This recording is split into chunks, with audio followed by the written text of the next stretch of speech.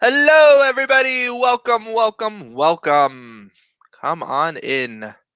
Off to destinations unknown. Or I guess we reached our unknown destination now. So welcome, welcome, welcome. Come on in. We have somebody here from Hawaii. Hello, Salissa. Yes, destination not quite unknown anymore. Somewhat discovered. Is that what it is? Destination semi-known. And then the big question, I think, for everybody is, was it worth the trip? Right? It's not about the destination, it's the journey, right?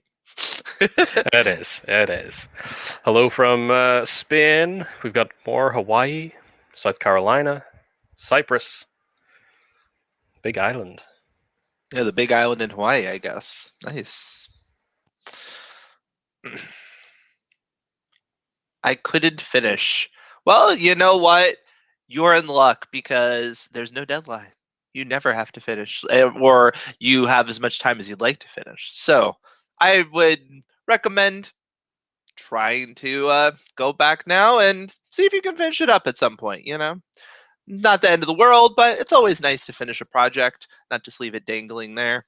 I Yeah. always find that finishing a project just makes it easier to finish the next one. And of course, Wendy, if it's the reasons for not being able to finish where it just got too jumbled with the stipulations and all of that, you can always go back to what you've done so far and ignore the rules of the challenge. Just if you have Yep. a nice little nugget of a story that you started to develop there, take it in Right. whatever direction you like. Exactly. Palm Desert. Sounds good. Well, I don't know about you. My mushroom people enjoyed the ride. The That's mushroom the people have returned. there's the running theme for this time around. Mushrooms. Well, apparently they survived all the edits, so good for the mushroom people for not being a darling that P. Fitzgibbons had to kill.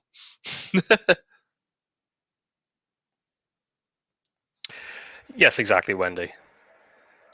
Yes, ignore the rules that tied your hands. Yeah, if you found that it was just stifling what you wanted to do, just go your own direction. Be free. So that said, with these kind of stifling rules, everybody here that's kind of joining us today for this little ending celebration is Celebration. how was it? From your perspective as an individual and as a writer, did you have fun? Did you kind of surprise yourself with what you were able to do? Tell us about your experience. Pop it in the chat there. Again, just like Wendy, even if things went a bit wrong and you had to leave it, come back to it later, anything like that, just how was it? How was it?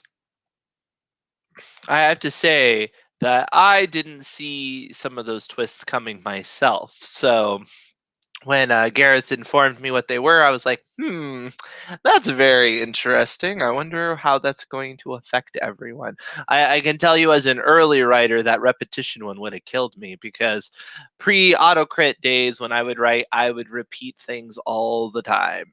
And so that one would have been rather challenging. P. Yeah. Fitzgibbons, Mr. Mushroom People himself, or Miss Mushroom Person herself, says fun, interesting, and challenging. Well, there you go. That's like That's what we like to hear.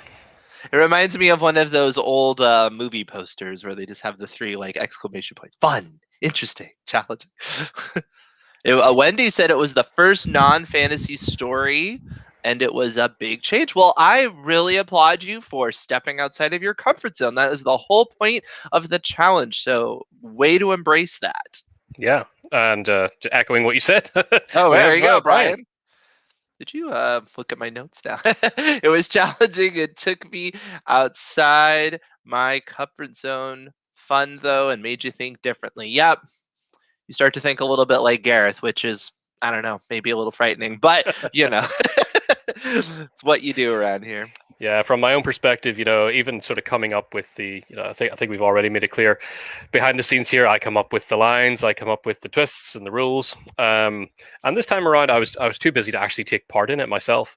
But with those, that starting, I really do want to, and something is telling me to make it a story that really begins like a Bee Gees music video. It's going to be all boogie disco time and then go horribly terribly wrong from there. So I do want to work something like that and get that, just get work with that vibe and that setting, because I've never done anything like that before. Yeah, I for some reason I pictured somebody that was like in some sort of entrapment scenario and they felt like there was a time limit to get out of it. That's where I got the fire at my feet and I couldn't stop moving. That's where I got that it's like a panic attack from claustrophobia or something like that. Hmm. That's where my mind went. Bee Gees were not disco at the beginning. Getting corrected on your music. Spot the Bee Gees fan.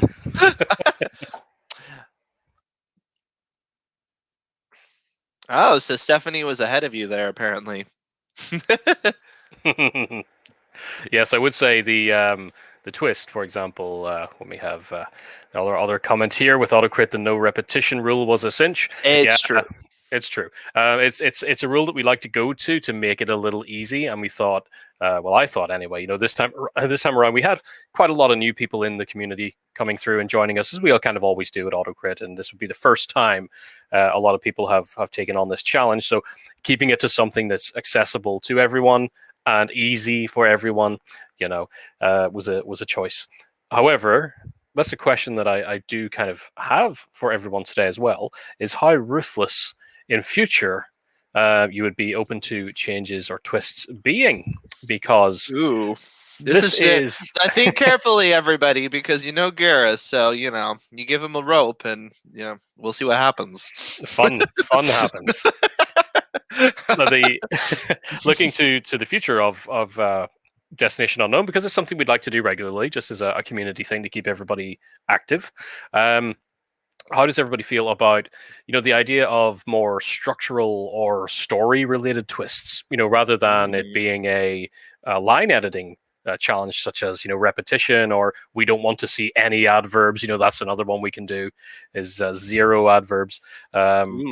Something I wouldn't like to go so far as to say like 0 adjectives, because I do think adjectives have a place for building, you know, nice imagery. So it would just be a bit flat.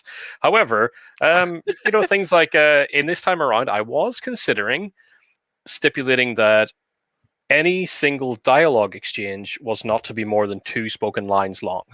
You couldn't have any extended conversations. It sounds like everybody wants you to be pretty rough here. We got a bunch of masochists, it looks like. And another, as ruthless as possible. Hey, I mean, the one that can make things really crazy, and it's just, again, it's really simple. One perhaps seems lazy, but it's your protagonist must die, like right now. And that can be sticky for people if you have only written your, you know, halfway through. It's kind of, what's the twist? You have to kill the protagonist right now, where the story is, and somehow continue, because you're still going to have to continue to work in the final line, which you don't know yet. So things like that can be a little crazy. I think in the past, I think we did run one where there had to be an element of horror or an element of suspense.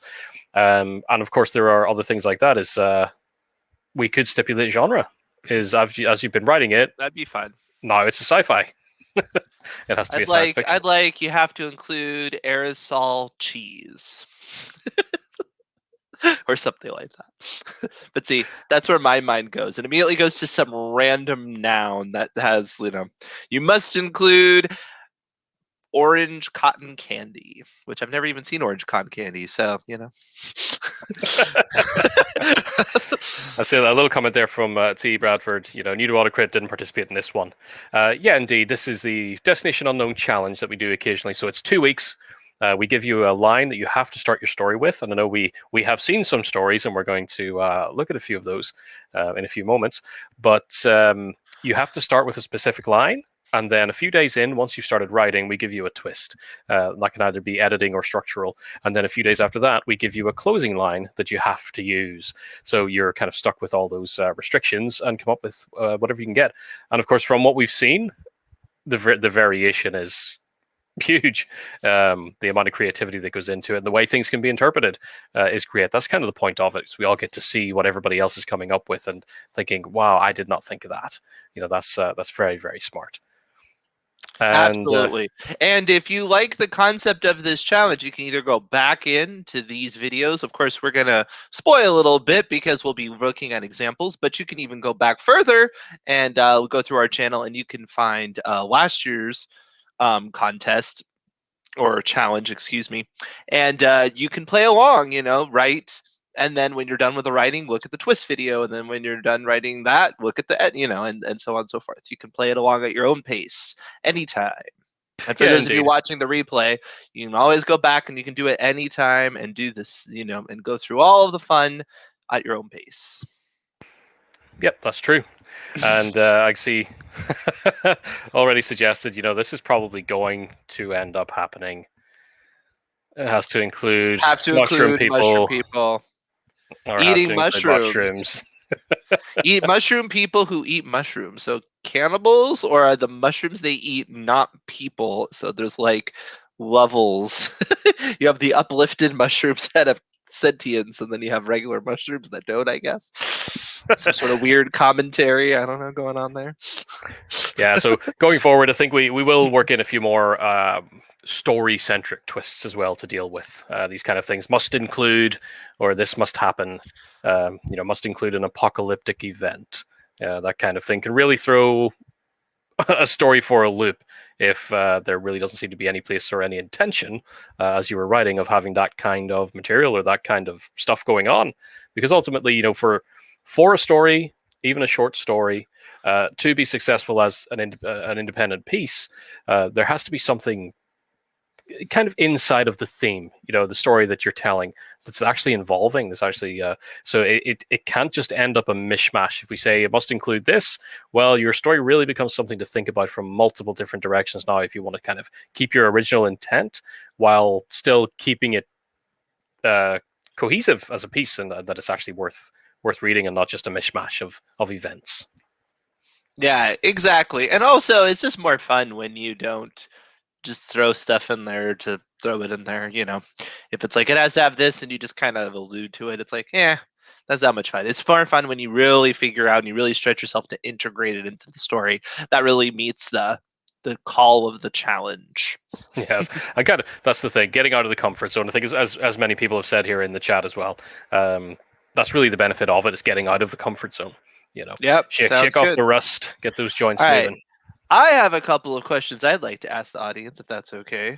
I'd like to ask the audience, what did you learn in this experience? What did you learn anything about yourself as a writer that you didn't know before? Maybe you didn't know that you really like writing about fires or mushroom people, in the case of one of our guests here. But what is something that you learned along your journey? I am just curious to know. I will say, whenever I do a challenge like this and I put myself out of my comfort zone, I generally find that I have become a little bit complacent about certain things. Maybe I will just always kind of fall back on certain ideas or things like that. And so when somebody really just gives you that weird twist, it can end up affecting you, and you're like, oh, you know what? I never have tried to kill off a main character that early before, and it really worked out well. Actually, it was very effective. Somebody said, Ray said they can. Oh wait, this contest inspired me to write a whole series of cliffhangers. I'm up to episode 11 now. Nice, love it. It's like the old school like Flash Gordon serials, right? Well, they make it over the train tracks in time. I can write in first person. That was a good way to stretch yourself, Ray. Yeah, there's a lot of writers that will get stuck on a perspective. They'll only write third person and they never written first person, and they're like, I don't think I can even do it. And they do it, and sometimes they find out that they're even better at writing first person. And because that first line started as a first person setting, we got you third person people out of your comfort zone. I don't know what you call that. Third person community. Third person symposium. I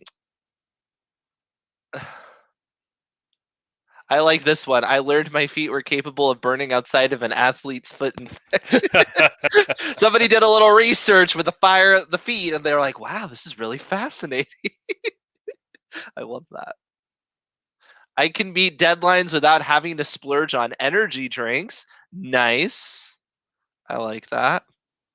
Oh, and Wendy says first person is more limiting than she thought. So yeah, we have the situation of people getting on their comfort zone, but that's great. I'm really glad you embraced it. You could have just put that in quotations and kept it third person, but you met the challenge. So congratulations. I'll give you gold stars, gold stars. Another question I had was, well, we already kind of talked about what our biggest challenge is, but how much did the twist change your work? Now, I know we had one person that said didn't really change it much at all, because I guess they're reading Garrett's mind. But I'm curious to know how much it changed your work. I have to say, for me, I wasn't actually participating along the way. I did say that repetition is something I used to have a problem with as an early writer. But that last line about the lake, yeah, that would have really caused me to have to rethink what I had led up to, because I would have thought of it as, like I said, my mind immediately went to like this person captured in some sort of entrapment scenario and having anxiety and trying to escape. And I don't know how a lake would have fit in there. So I would have been interested to know how I would have done that. I think there's Oh, sorry. the converse of some people saying that they didn't really have much of a problem with the twist. It was like, well, that was done. I wasn't repeating. Although Dwayne gave it a real workout, so good. Good job. Yeah. And honestly, Dwayne, you probably discovered something about yourself as a writer you didn't know before about certain things you tend to repeat. There are certain concepts. I know Catherine always talks about whirling and twirling for some reason. She repeats those words often. So it's great when you have that, because that means next time you write, well, it's going to be in the back of your mind. You're probably going to avoid it, and they'll make that first draft all the cleaner right from the get-go. Let's see what else we have here. I love Larry's point about it. He says it's one of his favorite reports to hate. I think because of all the work it makes you do, but it's true. Repetition can be a major obstacle for writers, because you're repeating yourself and it's not very interesting. And then you have to think about how to restate things without getting too gimmicky, and if you even want to do that, and it takes effort. Susan said the last line twist led to a fairly major rewrite. So, congratulations, Gareth. Your work is done. That's me satisfied for the day. He's just gonna sit back in his chair and be like, "Mm-hmm, that's right."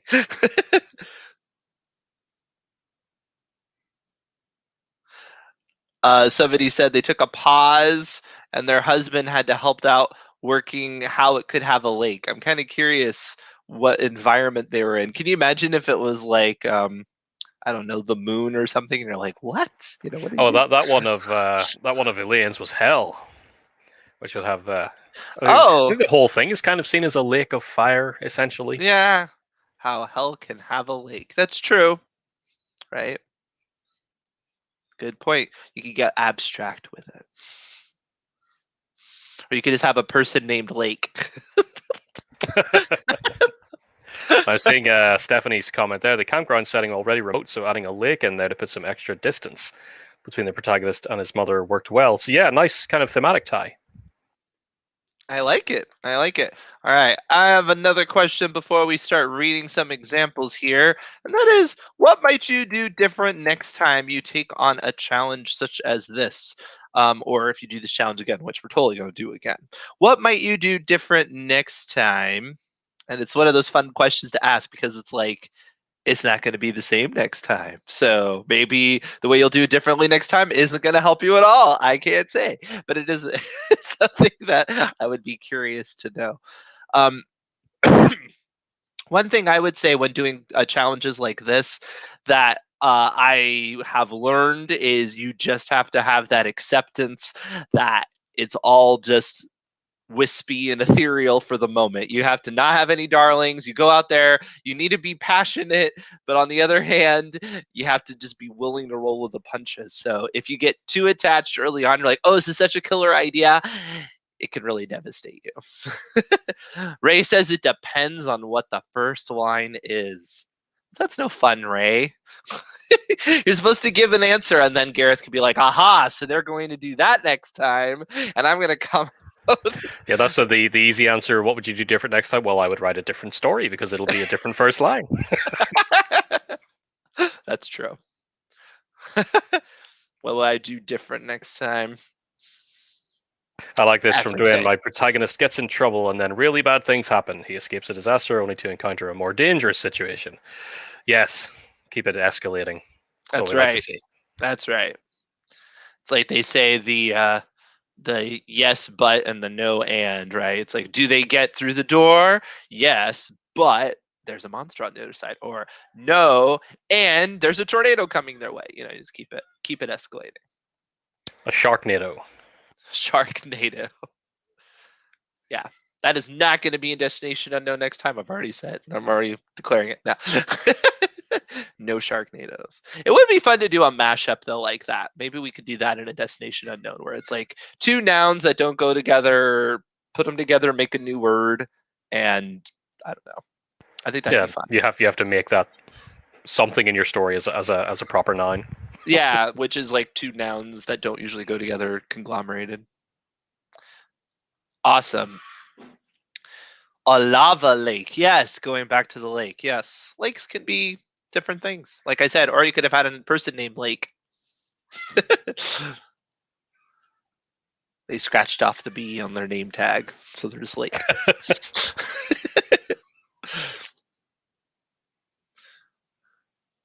All right, so I can late, but here finally. Oh, Anne, hi Anne, how are you? I would love to look at some of the examples of some of the work that people have come up with. If people would like to hear some of these examples, they've been sharing them in the community. I just think it'd be fun. I actually haven't had a chance to go through these, so it'll be a surprise for me too. So, do you want to maybe do that, Gareth? Do you think that might be fun? Absolutely. Let's have a look, especially at openings. Let's see what kind of led on from that first line. Yeah, that sounds cool. All right, so which one do you think we should start with here? Let's see. Do you have a suggestion here, Gareth? I shall let you choose. We do have, I believe it's 4 that we managed to capture here and pick up. I see some of the writers are here. Perhaps Larry's Revolution. Okay, Larry's Revolution. All right, are we ready? Surprisingly enough, the first line is there was a fire in my feet and I couldn't stop moving. Heart in my throat, the music had me securely in its throes. The rhythm, enticing and impossible for me to ignore, it was in my bones. I tried to disregard the 100 or more eyes on me. My partner and I already completed our waltz. We performed that to my desired selection, Strauss's lovely Blue Danube. We moved across the floor, taking possession of the entire room as if it were our own. Tonight it was. A cha-cha came up next, my favorite. Hence the reaction of my body, my limbs, and my extremities. Delighted, my shoes seemed engulfed in flame. In the first number, stately and regal, we glided in long, elegant steps, a slight dip in the knee, and a rise at the end of each step. This lent the impression of flying, or that's how it felt to me. I like that. Very, very pretty. And I do like the clever use of the fire in my feet, and I couldn't stop moving to be about dancing. I thought that was pretty sharp there. Yeah, I think that whole opening flows very, very well. And Larry, you can't really tell, or I couldn't tell initially looking through it, that it was, see, Larry has put in the comments here, surprisingly comfortable doing biographical material. Usually stay in fiction or one completely foreign. It wasn't until the names of the characters came up that I thought, oh, this is actually a personal tale. Yeah, that's pretty cool. Sounds good. So I kind of wonder, though, how does that work in with the final line there? I'm going to kind of scroll down here. Oh, I see.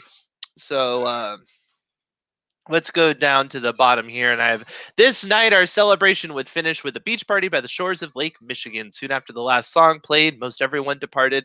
I stayed with mom to help clean up.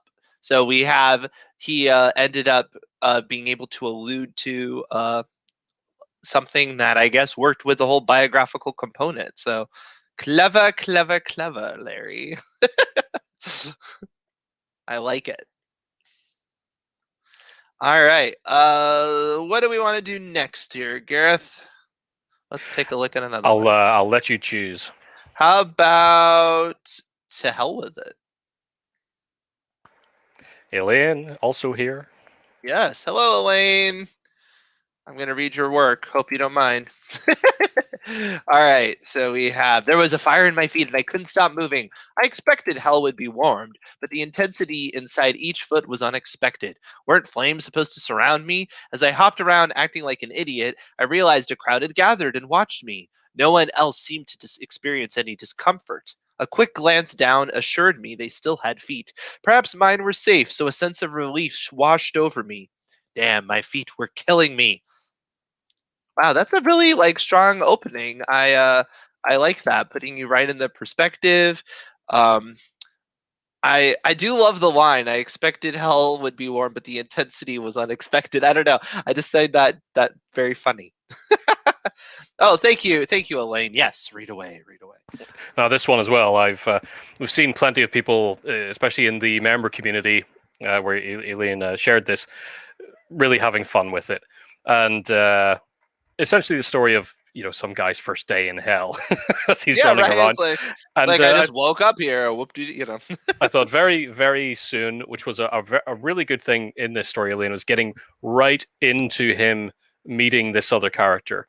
If you're in Mighty Networks as part of, if you're an AutoCrit Pro subscriber and you have access to Mighty Networks, definitely have a read of this story because how quickly this other character arrives and his almost flippant nature, because he's been in hell for a long time and doesn't really care about any of it anymore. And there's a little bit of dialogue when the character first meets this other guy. And he says, why here? Waves his hand around at the surroundings, and the guy just replies, that caused a train wreck, I did. And he's kind of happy, he's proud of what he did back then. It's very, very, it has a measure of what I like to call sparkle in the dialogue and the characters there.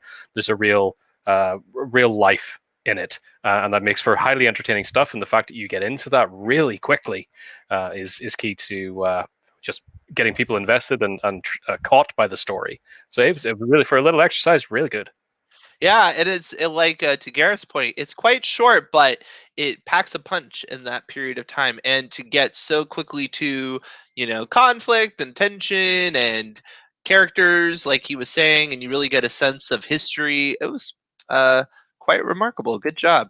I do like the way that she handled the last bit here. I just coined my new mantra, and may I never give a demon reason to show me otherwise. What is it, you ask? The lake is a long way from here. I just like the way that she framed that as a mantra. I think that was really cool.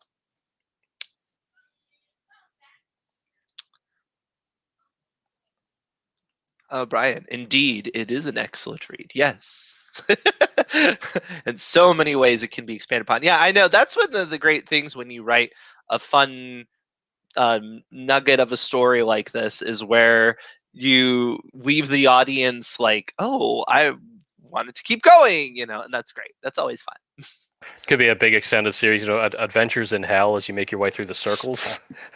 Book one is like, Circle 1, Circle 2.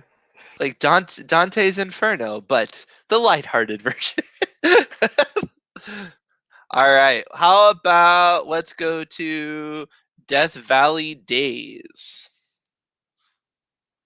All right. There was a fire in my feet and I couldn't stop moving. And I lost my screen. Okay. There was a fire in my feet and I couldn't stop moving. Not now, not now. I had got this far, he thought. I promised Jane I would get us out of this mess, told her everything was going to be all right. It wasn't. He still couldn't believe he managed to squeeze through that tiny vent. I guess desperation can be quite a driver. As he pulled himself through, he had snagged his leg on the blistered metal edges, ripping his faded denims and his thigh with it, the blood sticky and congealing, but nothing he could do about it, not out here. It would have been a lot worse had he been naked after all when they woke. They had both been stripped of all their clothes with the exception of their jeans and Jane's tiny white tank top.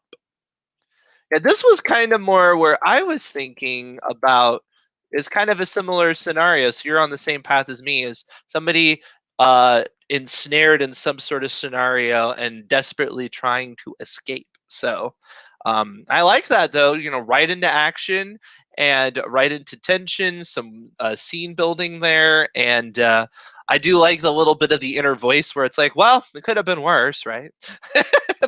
I thought that was nice too. Yeah, the setup itself, kind of getting right into it, there is, perfectly emblematic of start in medias res. Yep. we're right in the thick of things. The story itself, again, if you haven't checked this out and you're in Mighty Networks, have a peek at it. It reminded me kind of tonally right off the bat of something like The Hills Have Eyes. I knew what kind of territory I was in very quickly, which again is a really good thing. There is a turn of phrase later on in it that I quite liked, in terms of there's a character. Let me not spoil too much, but let's just say for a lot of these people involved in this, things are not going well out here in the desert. And there's one character who is essentially dead, crawling his way across the sand in the heat. And the author uses a phrase of he had already stopped moving, but his body had yet to tell his brain. And I thought that was really just a very smart description. Yeah, the line is he had actually stopped moving over 15 minutes ago, but his body had forgotten to tell his brain. That's a good one. I like that. Kind of sounds like me sometimes.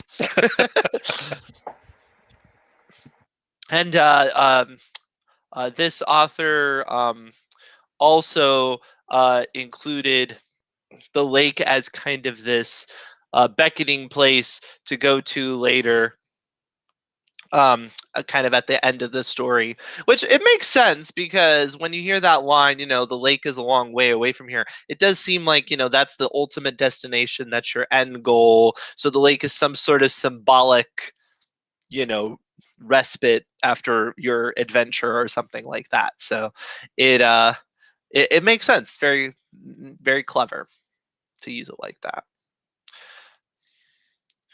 All right, let's look at Avark's Curse. I think that's how you pronounce it, or it's Avark. I think it's Avark. With Avark. What do you think, Gareth? I would say Avark. Okay, it's definitely not Aardvark, but yeah, I think Avark. I love Aardvarks. I wish it was Aardvark's Curse, although I think this is good too. But maybe Aardvarks next time. Destination Unknown. There was a fire in my feet, and I couldn't stop moving. Hot coals tore holes in my leather shoes with every step, threatening to burn through my skin. A hop and a leap, and I reached the other side, scorching sand seeping in between my toes, but preferable to the molten pits. Sulfur clogging my nose, I glanced up, searching for my wayward associate. He swooped down, red and gold plumage unblemished by the thick smoke. Tearing off cloth to wrap around my sores, I narrowed my eyes at the macaw. I thought you said this was a better route. He cocked his head to one side. I told you it was a shortcut.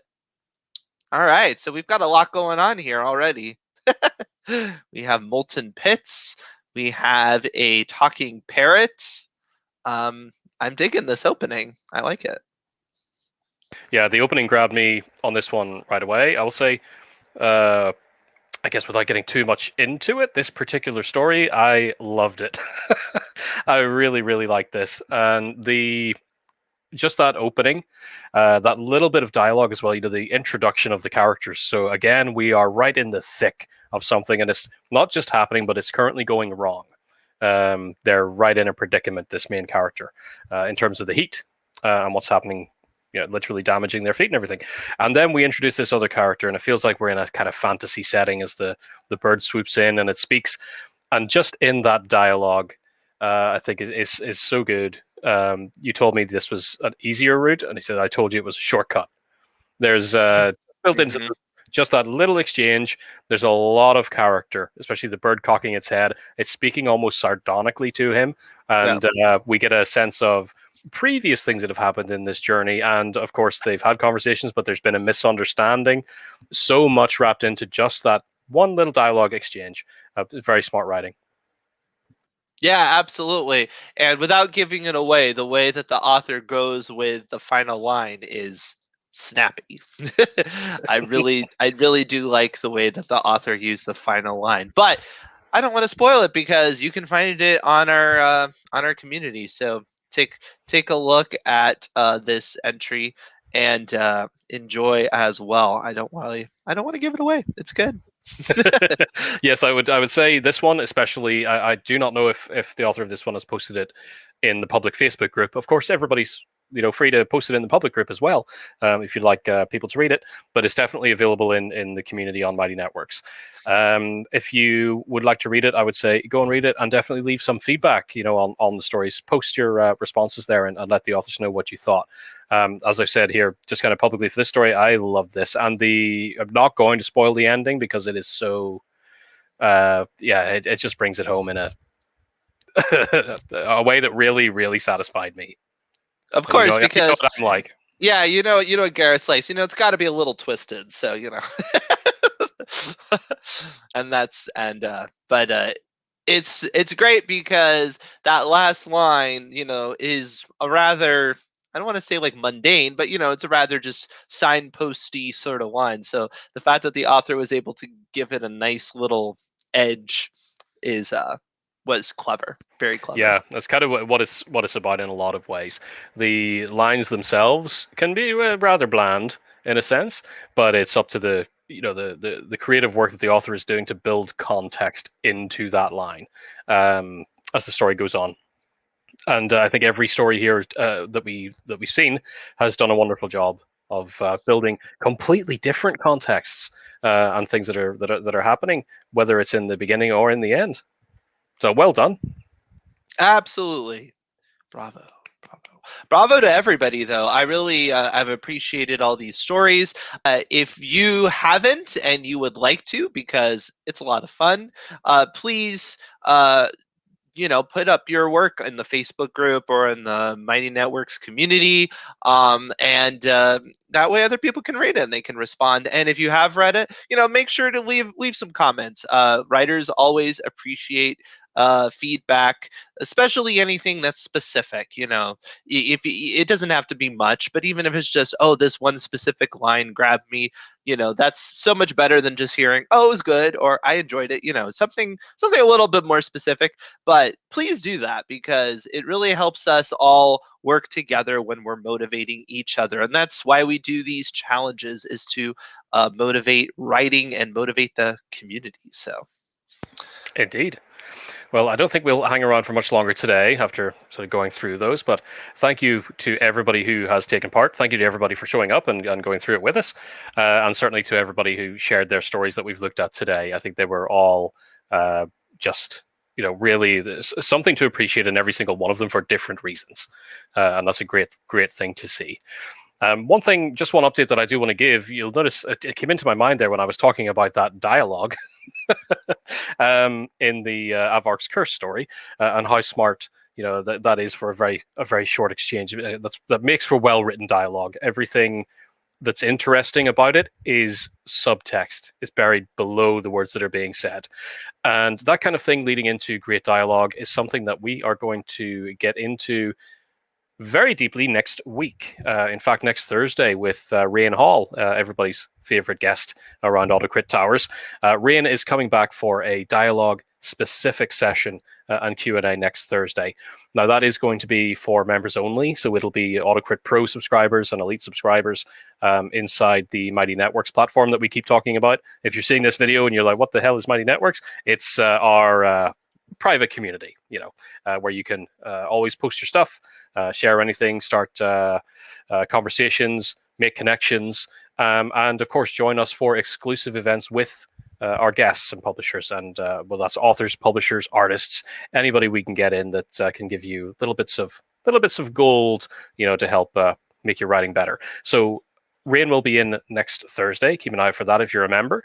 And if you are currently not a member, keep an eye out on your emails a little later today, because to celebrate this, everybody loves Rain.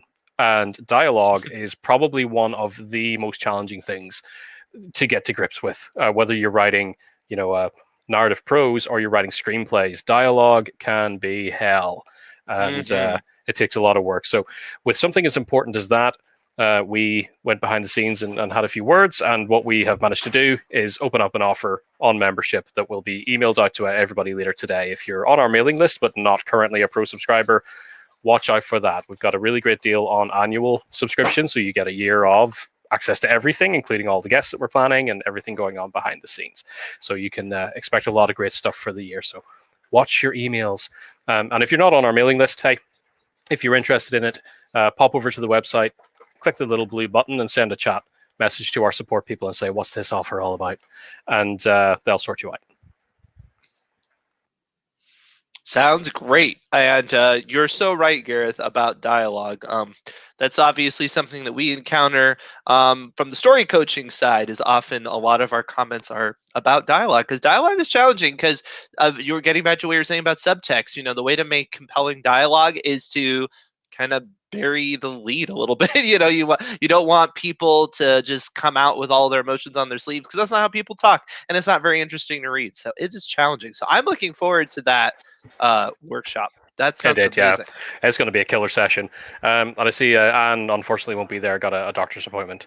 Phooey. Yeah, true. Phooey Sometimes you just can't make it live. But if you're a member and in Mighty Networks, we do record everything, all the sessions. So replays are available there. If you've never been in there before, you'll probably be surprised when you first jump in. We have hours and hours and hours of interviews and Q&As that you can sit and binge on demand.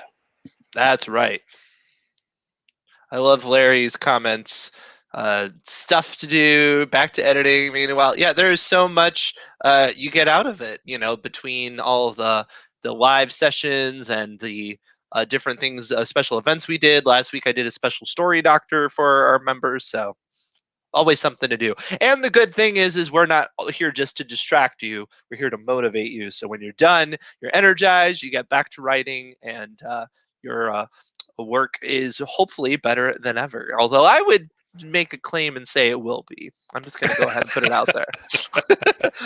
The good thing, we have seen members in the past and even lately within the past week celebrating the fact that they've found acceptance in short story submissions or publishing a novel to great response. Yes. And kind of all due to having that community backup and having the feedback. And of course, some of these short stories that we see getting published, or we've been told people have successfully had purchased from them, were written as part of a challenge.